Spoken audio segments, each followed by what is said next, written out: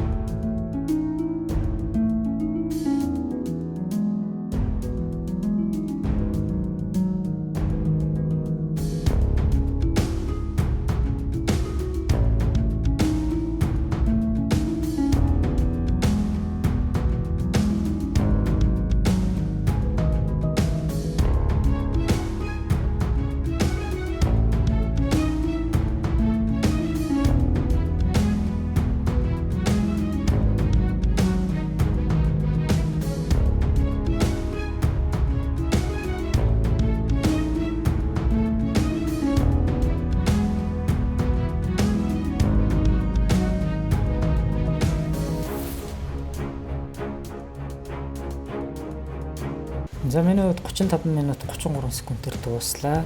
Хугацаа заасан учраас аль болох нарийн дийтейл өнгөлөг загваруудыг бол оруулж чадсангүй. Хиймэл оюун бол мэдээж надаас илүү хурдан ажиллах байлгүй. За ямар ч байсан ингээд динамик хамгийн хэрэгтэй гэж бодсон хэсгүүдийг оруулж ирлээ. Миний бодлоор хамгийн түрүүнд одоо хүний нөөцийн ажилтнанд эдгээр тоонуудыг харагдвал зүгээр болов гэсэн бодлоор хийсэн.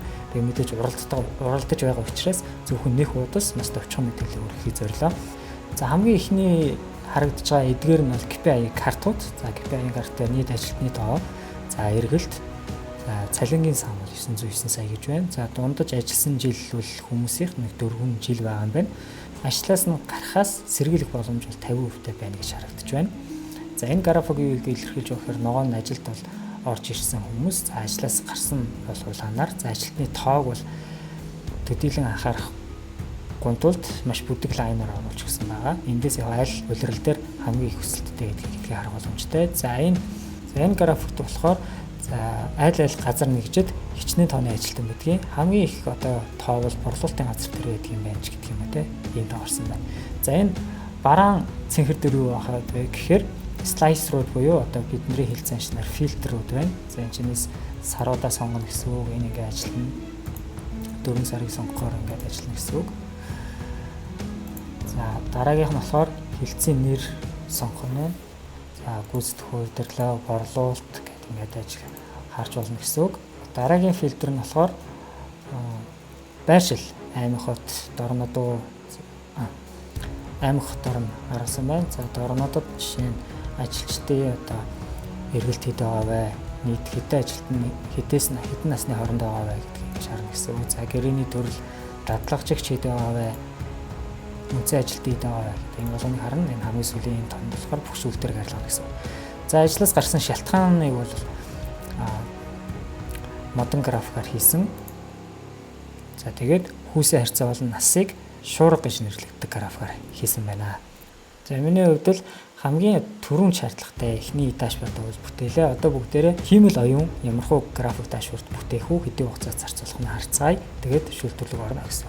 За хиймэл оюун эхлүүлцгээе. За хиймэл оюун файлаа хавцрагчлаа. За бэлэн промпт хэлсэн байгаа үнийг өгөтгөө. Промптын хувьд бол файлуудыг бүгдийг нь тайлбарлсан. За нэг хүчлэн тайлбарсан байгаа. За даалгаврын хувьд бол хүний нөөцийн газарт хэрэгтэй нэг хуудас дашбордыг бэлд. За дараах хэлбэрээр хийгээрэй дүн шинжилгээ хийх. За дашборд дээр ямар KPI, ямар график байгуулах өөрөө шийд. За дашбордыг доор давж тайлбар бич. За заавал байх ёстой үзүүлэлтүүдийг нээж оруулсан байна. За хэдүүлээ бүгдээр формтоо өгөөд хугацаагаа явуулцгаая.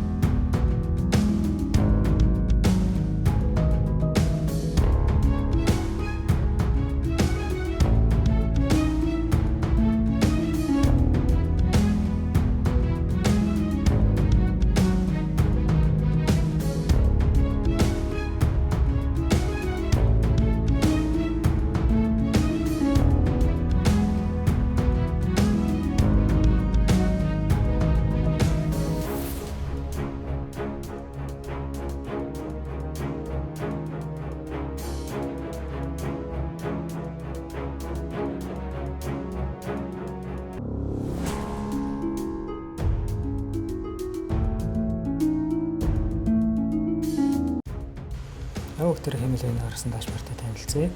За онцгой үзүүлэлтээр бол KPI картад байгуулсан байна.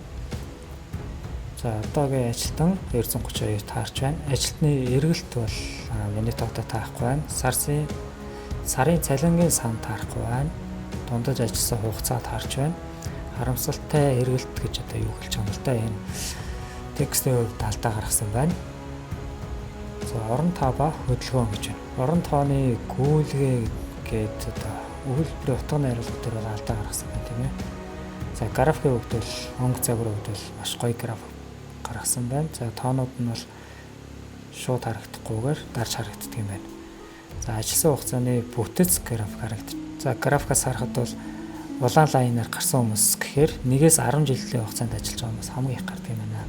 За эргэлтийн шинжилгээ дээр хэлцээр харуулсан байна. Маркетинг дээр хамгийн их одоо хүмүүс ажлаас гарч байгаа юм байна. Аудит дээр бас хамгийн их гарч байгаа юм байна. За жишээ нь маркетинг дээр 37.6% эргэлттэй гэдэг чинь нэлээд өндөр гарч байна. За гарах шалтгаан дээр бол карьерийн өсөлт олдоогүй гэдэг дээр хамгийн их гарсан байна. Миний тайлан дээр бас карьерийн өсөлт олдоогүй гэсэн байна. Тим гэдэг нь бол өршлөн сэргийлэх боломжтой гарахгүй боломжтой гэсэн. За гэрээний хугацаанд дууссан бас дараагийнх нь байна. За таарч байна. Слайсеруудын хувьд минийх шиг юм олон төрлийн слайсерууд оруулж ирч чадаагүй байх шиг байна. Тэгээд зарим нэг тав хөвгөл дээр таарахгүй байна. Тэгэхээр үзэгч та бүхэн бол шүүлтээ хийгээрэй, сэтгэл хэсэгт бичээрэй. За миний хувьд бол хиймэл оюун слайсерууд зөв ашигласан. За графикийн хувьд бол маш оновчтой графикууд гаргаж чадсан байна. Харин миний хувьд бол хиймэл оюунаас хурдан байханд бол хиймэл оюун шиг оновчтой ийм гоё график гэдэг бол байгуулж чадаагүй байж магадгүй юм байна. Слайсеруудын хувьд бол би илүү сайн фильтрүүдийг бол гаргаж өгч чадсан байна. Одоо бүгдээрээ өөр хиймэл оюун руу явуулаад хэн илүү оноо авч чадах вэ гэдгийг харцгаая. За ингээд шүүлтүр хийх дээр бас бэлэн промпт бэлтчихсэн байгаа. Үнийг аваад тавьцгаая. Чи бол шинжээчийн туршлагатай шүүгчээ. Доор 2 дашбордын зураг байгаа. За хоёулаа ижил хүний нөөцийн өгөгдөл төр даалгавар биелүүлсэн. За өгөгдлийн тухайд бол ийм байна. За даалгавар А болон Б хувилбар дараах 3 шалгуураар 10 оны системээр үнэлнэ үү. Тооцоолын үнэн зөв байдал, за дизайн, бизнесийн ойлголт аль нь илүү байна вэ гэдгийг төвчлөнгөлтөөр бичээрэй. Одоо бүгдээрээ дашбордыг дахиад зургийг оруулъя. За ингээл хариу бол гарсан байна. А хувилбар нь бол хүн байгаа, Б хувилбар нь хиймэл оюун байгаа. За ерөнхийдөө харахад бол нийт оноогоор хиймэл оюун 27.5-аар яасан байна. За хүн бол 23. Хурд дээр бас ялагдсан байхаа. Тэгэхээр нийт оноогоор бол ялагдчихсан. Хүн 232 ажилтан гэж бол идэвхтэй ажилтны тоо гэж үзвэл зөв байх нэ. Гэхдээ KPI дээр ажилтны тоо гэж бичсэн нь ерөнхий бичсэн байна. Одоогийн идэвхтэй ажилтны тоо ч юм уу, дундаж ч гэдэг юм уу эднэрийг үл бичээгүй байна. Б үйлбэрийн хувьд бол Snapshot-ийн мөн чанарыг бол илүү сайн харуулж чадсан. За сар бүрийн тоо болон ажилд авсан гарсан хөдөлгөөнийг бол тусгаарлаж чадсан байна гэж байна. За дизайны хувьд хиймэл оюун 9, за хүн 8. За 1 оноогоор тооцооллын үнэн зөв байдал болон дизайн дээр аль алин дээр 1 онооны зөрүүтэй байна. За А-гийн хувьд бол Power BI-ийн дашбордын сонгодог бүтцтэй бол хийсэн байна. Background зураг хэтих, за зарим график, жижиг, мэдээлэл, нэгт, tree map-ийн бичвэрүүд тасарсан байдалтай харагдаж байна гинэ. За Б-гийн хувьд бол илүү цэвэр, white space сайн ашигласан. За section-оор бол зохион байгуулсан. Өвгний хэрэглээ илүү 50 бөгөөд нэг графикт нэг санаа өгсөн байна гэж тайлбарлаж байна. За 3 дахь шалгуур буюу бизнесийн ойлголт дээр бол 2.5 онооны нэлээд өндөр зөрүүтэй байна. За юу болж байна вэ гэдэгт бол сайн хариулна. Гэхдээ HR менежер дараагийн ямар арга хэмжээ авах вэ гэдэг дээр шууд тодорхой хариулт өгч чадахгүй байна. Харин Б буюу хиймэл оюуны хувьд хаана асуудал байна, яагаад байна, хэн анхаарах вэ гэдэг дээр илүү чиглэж чадсан байна гэж байна. За та юу гэж дүгнэх вэ? Комент хэсэгт бичээрэй. Дараагийн бичлэг дээр ямар өрсөлдөөнийг хармаар байгаа бас бичээрэй. Лайк, subscribe дарахаа битгий мартаарай. Дараа уулзцгаая.